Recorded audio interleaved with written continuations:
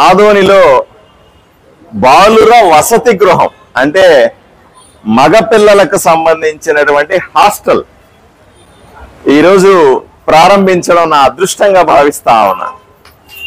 కర్నూలు పార్లమెంటులో సుమారుగా 70% ఉన్నటువంటి బీసీలకి, అత్యంత పేదవాళ్ళైనటువంటి బీసీలకి కూలీ నాలీ చేసుకోవడానికి పొట్టపట్టుకుని ఎక్కడికో వెళ్ళి పనిచేసి సుగ్గి మీద వెళ్ళి వలసపోయి పని చేసుకునేటువంటి తల్లిదండ్రుల బిడ్డలకి హాస్టళ్లు కావాలన్న ఉద్దేశంతో మనం ఈరోజు ఈ బాలుర వసతి గృహాన్ని అంటే బీసీ హాస్టల్స్ ని, ఇది ఎస్సీ హాస్టల్, అది BC hostel, girls boys SC hostel, అలాగే బీసీ హాస్టల్, వీటిల్ని రిపేర్ చేయడం జరుగుతా ఉంది. మీరు అనుకుంటారు ఎప్పుడు రిపేర్ చేశారు దీన్ని అని. దీన్ని 1987లో మొదలు పెట్టాడు ఈ 2 హాస్టల్ని కూడా.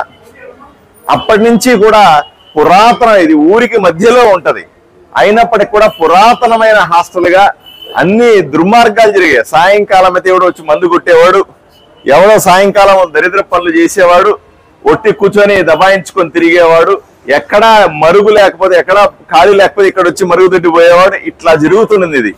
దీన్ని నేను ఎమ్మెల్యే అయిన తర్వాత దీన్ని దృష్టిలో పెట్టుకొని చాలా సీరియస్ గా, మీ అందరూ చూశారు, నేను అసెంబ్లీలో మాట్లాడినాను, మంత్రులను 10 మార్లు రిక్వెస్ట్ చేశాను. చేసిన తర్వాత దీనికి డబ్బులు శాంక్షన్ అయినాయి.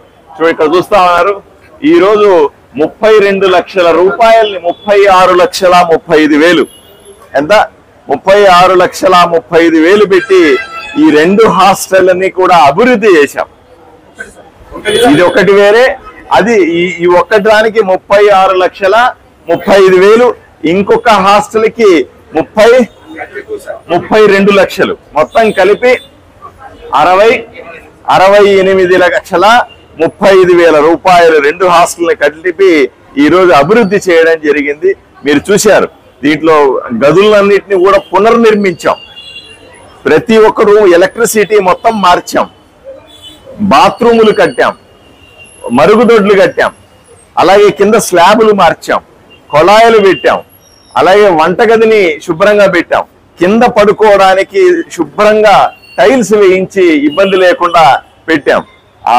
ఇప్పుడు మీరు ఇది చూస్తే అందరూ కూడా ఆశ్చర్యపోతా ఉన్నారు, అబ్బా ఇంత మంచి హాస్టల్ తయారయ్యింది ఏమిటి ఇక్కడ ఆశ్చర్యపోతా ఉన్నారు.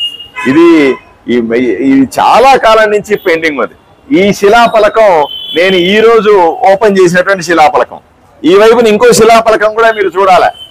ఈ శిలాఫలకాన్ని గతంలో ఎమ్మెల్యేగా ఉన్న వాళ్ళు దీన్ని ఇనాగ్రేట్ చేశారు. 2008లో 1,00,000 రూపాయలకి దీన్ని బాగు చేసినట్టుగా శిలాఫలకం ఉంది. ఈ శిలాఫలకం కాస్టే అయిపోయి 1,00,000 రూపాయలు. లోపల ఏం చేసి ఉంటారో మనకు తెలియదు. శిలాఫలకానికే 1,00,000 రూపాయలు ఖర్చు అయ్యి ఉంటుంది. 1,00,000 రూపాయలు ఖర్చు పెట్టినాము ఈ హాస్టల్ ని బాగు చేయడానికి అని మాజీ ఎమ్మెల్యేలు కూర్చొని ఇక్కడ 2008లో పెద్ద శిలాఫలకం వేసుకొని పెద్ద హంగామా చేశారు.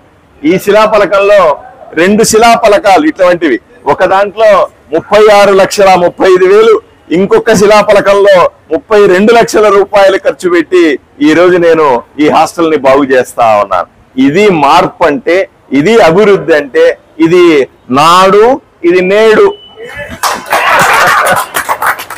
కాబట్టి మీరందరూ అర్థం చేసుకోవాలి, ఆదోనిలో అభివృద్ధి మొదలైంది, ఆదోనిలో మార్పు వచ్చింది, ఆదోనిలో ప్రజలు సంతోషపడతా ఉన్నారు, ప్రజలకు అవసరమైనటువంటివన్నీ కూడా చేరుతా ఉన్నాయి అన్న విషయాన్ని మీకు నేను తెలియజేస్తా ఉన్నాను.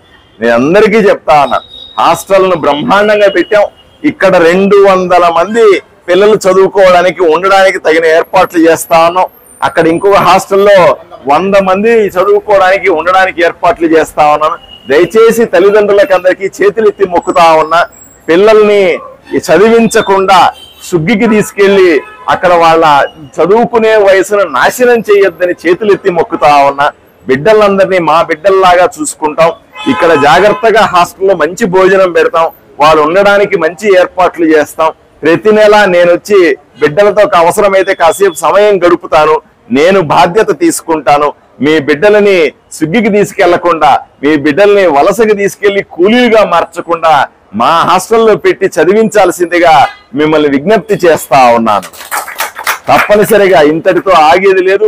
నేను మరిన్ని రెసిడెన్షియల్ స్కూళ్ళకి 4 రెసిడెన్షియల్ స్కూళ్లకు ప్రతిపాదనలు పంపించాం.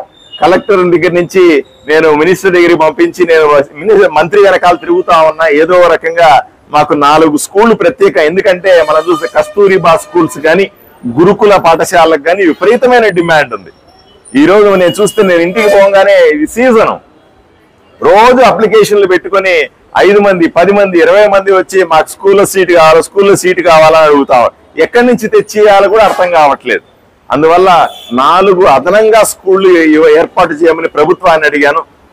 ప్రభుత్వం కూడా కొద్దిగా ఆలోచన చేసి దాన్ని శాంక్షన్ చేయంగానే వెంటనే పని మొదలుపెట్టి 2-3 సంవత్సరాల్లో కొత్త స్కూళ్లు కూడా, కొత్త రెసిడెన్షియల్ స్కూల్ ఉంటే అడ్వాంటేజ్ ఏంటంటే వాళ్ళు హ్యాపీగా వదిలేసి అక్కడే స్కూల్ ఉంటది, అక్కడే హాస్టల్ ఉంటది కాబట్టి అక్కడే చదివించుకునే అవకాశం ఈ బయట కూలీలకు పోయే వాళ్ళకందరికీ ఉంటది. కాబట్టి దీన్ని దృష్టిలో పెట్టుకొని ప్రతి ఒక్కరూ ఈ అవకాశాన్ని సద్వినియోగం చేసుకోవాల్సిందిగా నేను కోరుకుంటా ఉన్నాను.